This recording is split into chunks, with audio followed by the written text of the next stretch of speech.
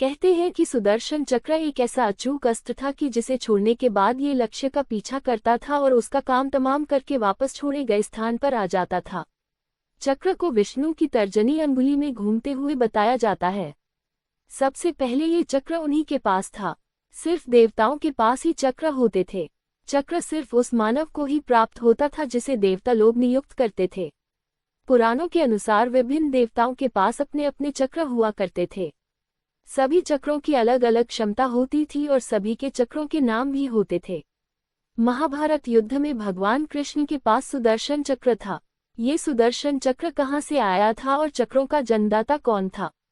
किस देवता के पास कौन सा चक्र? चक्र को छोटा लेकिन सबसे अचूक अस्त्र माना जाता था। सभी देवी देवताओं के पास अपने अपने अलग अलग चक्र होते थे। उन सभी के अलग अलग नाम थे। शंकर जी के चक्र का नाम भवरेंदु, विष्णु जी के चक्र का नाम कांता चक्र और देवी का चक्र मृत्यु मंजरी के नाम से जाना जाता था।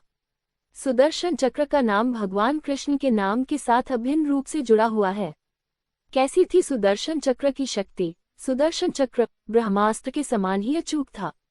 हालांकि यह ब्रह्मास्त्र की तरह विध्वंसक नहीं था, लेकिन इसका प्रयोग अत्यावश्यक होने पर ही किया जाता रहा है, क्योंकि एक बार छोड़े जाने पर ये दुश्मन को खत्म करके ही दम लेता था।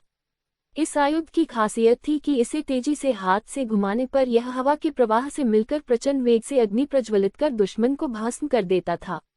यह अत्यंत सुंदर, तीव्रगामी, तुरंत संचालित होने वाला एक भयानक अस्त्र था। परमाणु बम के समान ही सुदर्शन चक्र के विज्ञान को भी अत्यंत गुप्त रखा गया है।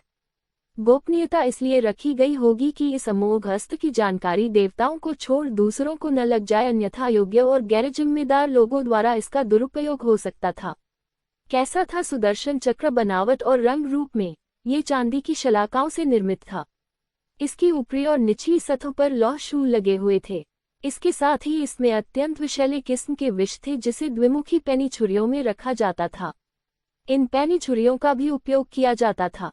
इसके नाम से ही विपक्षी सेना में मौत का भय छा जाता था। किसने बनाया था ये सुदर्शन चक्र?